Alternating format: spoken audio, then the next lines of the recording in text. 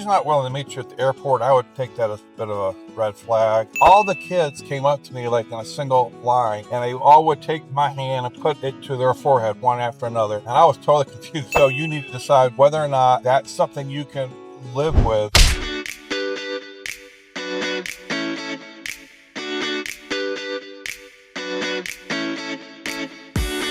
Welcome in to another episode of Foreigner Loves Filipino. Welcome in, guys, to another episode of Foreigner Unfiltered. I thought maybe this morning we'd chat a little bit about what to expect when you first go to meet your Filipina's family. Some of the things you should expect so that you're not surprised, and some of the things you should be looking for. So it would be customary that if you're flying in to whatever the closest airport to where your Filipina is that she would meet you at the airport. If she's not willing to meet you at the airport, I would take that as a bit of a red flag. It may not be a big deal because maybe transportation's a problem, but I will say there's a lot of public transportation in the Philippines.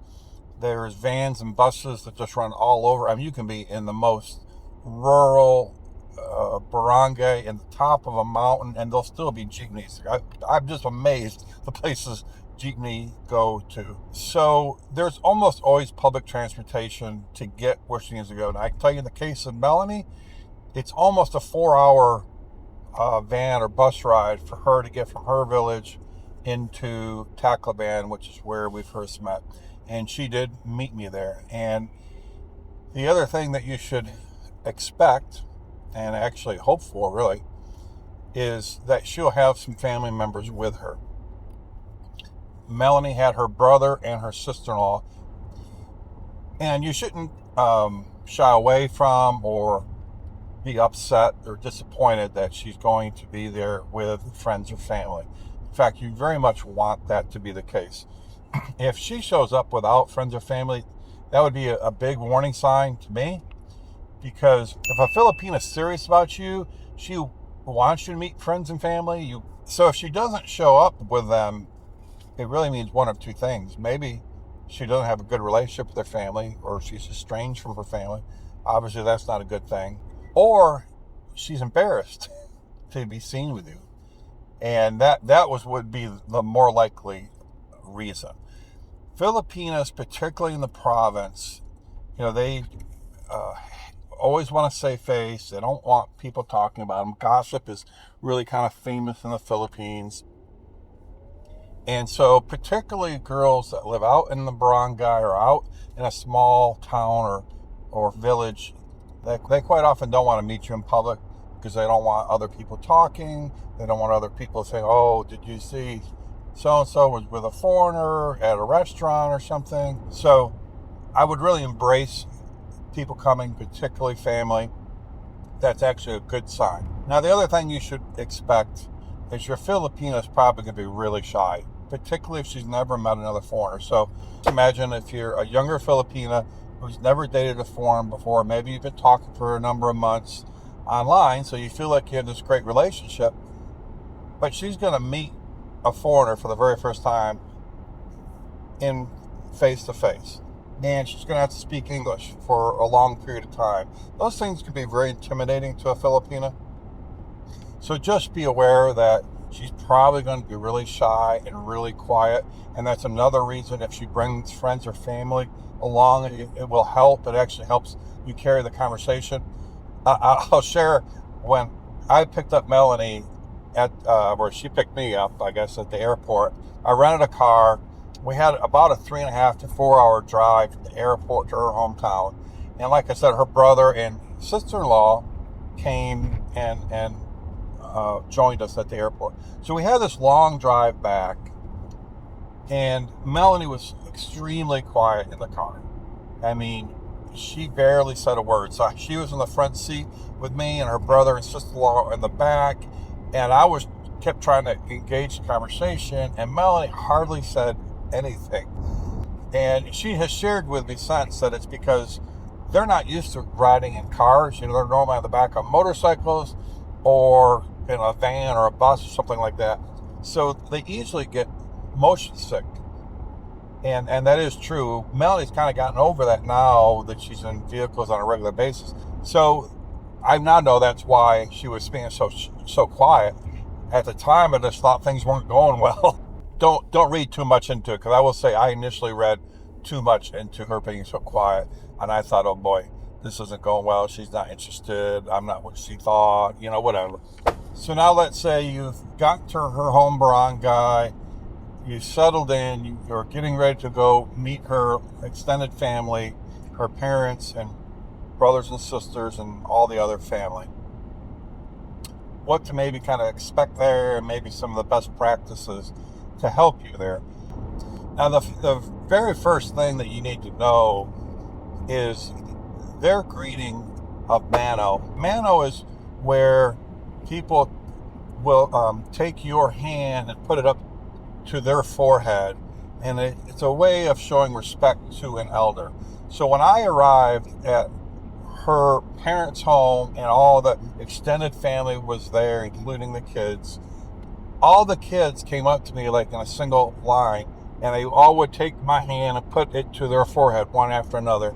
And I was totally confused. I didn't know what was going on. But it's a sign of respect to elders, and it actually is a pretty neat custom once you get used to it. And it is nice that there in the Philippines they do respect elders, which I think has been lost so much in our Western culture. What you got to decide is, I would discuss this with your Filipina, is whether or not you should do Mano to her mother and father. Now, I did not do it to her mother and father because I didn't know about it. And had I known, I would have definitely done it. So now when I have met with them since then, I do Mano to her mother and father as a sign of respect to them. And again, that would be just something, guys, I would embrace. It certainly might feel a little uncomfortable to do that to a grown man. I understand that, but it is their culture. It is a sign of showing respect, particularly when you're entering his home. I mean, show him respect as the leader of his family. Show her mom respect as the mother of your Filipina. And just know that that's just normal there. And if you don't do it, I don't think the first time not doing it's going to be a big deal. I don't think it was an issue to any of her family that I didn't do it, because I think they knew I wasn't aware with it. Now, I think if I went there now and didn't do that, I think it probably would be a sign of disrespect to her parents. So just be aware of that. At least you have a heads up that I didn't have, and then you can discuss with your Filipina what she thinks the best way to handle it is. But at the very least, you want to be aware that probably like her younger brothers and sisters, or in Melanie's case, she is the youngest, but she had a whole bunch of nieces and nephews. So all the nieces and nephews came up and gave me Mano.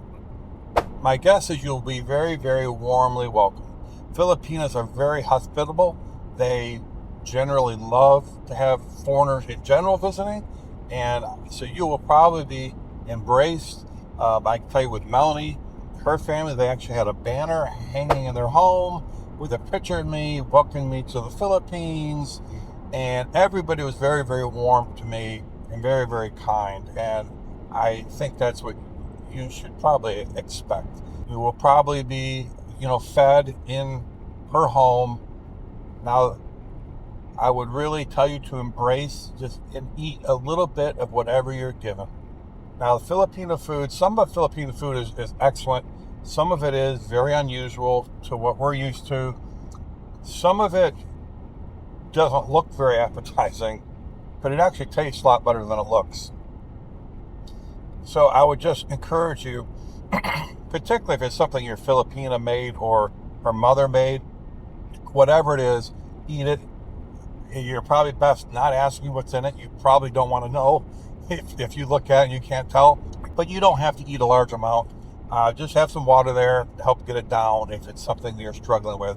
But it would be a sign of real disrespect in the Filipino culture to be offered food in their home and not take at least a little bit of it. As far as the house itself, obviously everybody's going to be different on the type of house they have. I think in most cases, if you're out in the barangay, you're going to have one or two basic types of homes. You're either going to have like an old nipa hut or a bamboo hut where they're literally living in a bamboo structure, maybe a dirt floor, maybe a concrete floor, but quite often they're dirt floors. There will, in those cases, almost certainly won't be a proper bathroom. And so those are all things you're going to have to get adjusted to. Now, the other is if they have a concrete house, they generally, if they move out of a bamboo house into more of a real structure, quite often they're concrete houses because they get so many typhoons, they want that concrete structure. In Melanie's case, her family, I would say, is very middle class. Her parents do own several small businesses, so they have a multi-room, 7 or 8 rooms. It's actually a fairly good-sized house. It's all concrete walls, all concrete floors. Most of the time, you are not going to see air conditioning in a provincial house. Maybe if they're on the richer end, they might have air conditioning in some of the bedrooms, but not in the main living quarters. So it will be rather warm.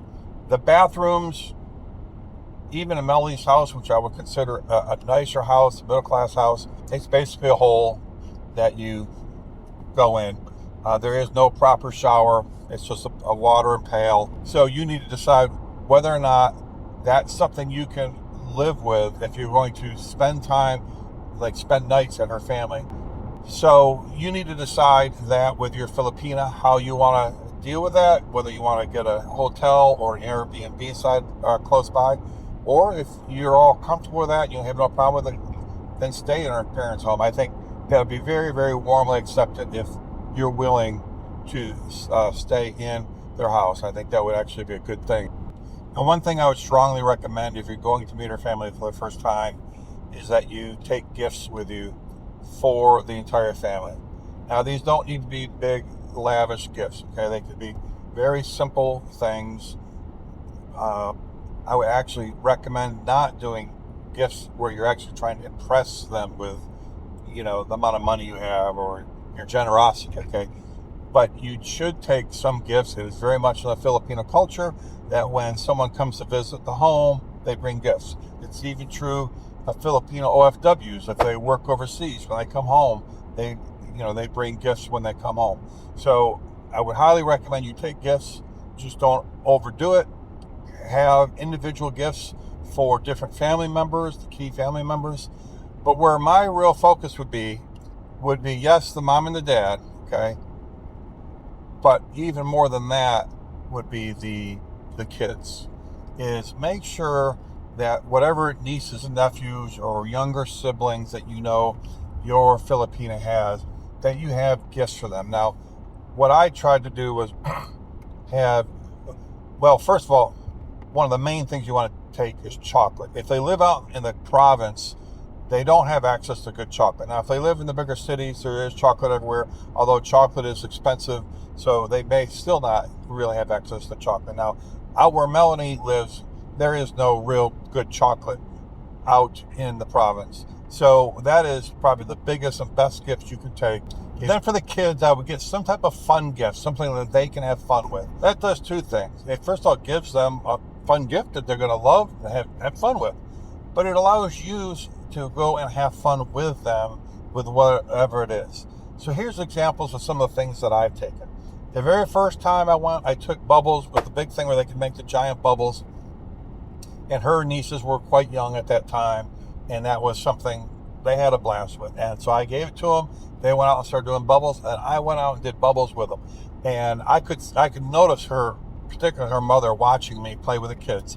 And I think that was a real win for me that, she got to see me interact with the kids, that I was comfortable with her family, that I wanted to play with the kids. So I would really recommend that. The second time I went, I took squirt guns. And we had a squirt gun fight, me and all her nieces and nephews. So it was another really, fun event. So that was really good. So guys, one of the other things that you need to be prepared for, that I don't want it to surprise you, because it did surprise me and it threw me off a little bit. It wasn't a big deal, but it's different in their culture than it is in ours. And if you're not prepared for it, it does throw you off a little bit. And that is, so after you've met the family, you've given out gifts, you're likely to go do something fun with the whole family. So whether you go to a beach or you go to a waterfall or a park or something of that nature, you're going to get there, and let's say you're taking her whole family, which, you know, could be a good group of people. You're going to be expected, just kind of by default, to pay the entrance fees, to be the one that buys the pavilion. If you take food to eat at a waterfalls or the beach, they normally have pavilions, and you have to rent those pavilions. And it's just going to be assumed that you pay for it all. And it does kind of take you by surprise, because obviously it's different than what we're used to in the West, where everybody kind of covers their own expense.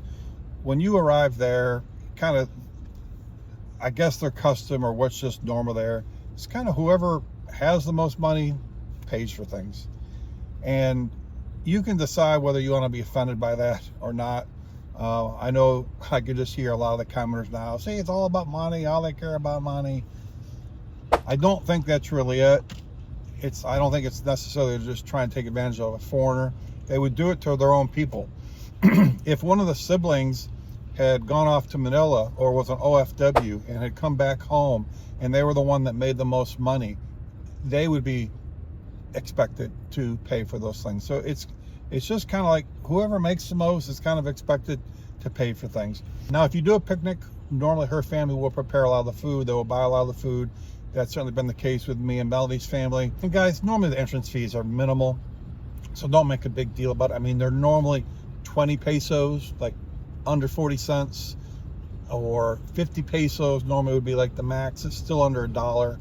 So, I mean, just think of it this way, guys. Do you really want her family, who, you know, maybe make $20 a day or something, do you really want them paying for your outing? So that's the way I chose to view it, is, okay, I really wouldn't want them to pay anyhow. Like, if they offered to pay, I would say no. Yes, it would be nice if they offered. It would be at least a nice gesture. But based on my experience, you're not going to get that. I just don't think it's normal there. So another thing, guys, is Filipinos love to party. And that may or may not include alcohol. It doesn't necessarily mean like party like maybe we think of it in the West, where we're just all going to get drunk. Certainly there is drinking at a lot of the parties, but it's more about being festive. It's about the karaoke, it's about singing, it's about dancing. And I would really recommend that you try to participate in that. Sing some karaoke, even if you're not good at it. Dance with them, even if you're not good at it. I tell you, I'm horrible at both, and I have videos to prove it. I'm terrible at singing, and I am terrible at dancing. I have no rhythm. But when I was there, I made sure I participated in both. I promise you, they don't care if you're a good dancer. They don't care if you're good at karaoke. What they care about is that you're participating. So just participate, just laugh and smile. Let them laugh at you. You can laugh at them. I think if you sit there and won't participate at all, you're going to really be viewed as a stick in the mud. They love to see Americans do Filipino things, and doing karaoke and dancing at one of their events. That is something that they really cherish and that they will love you for.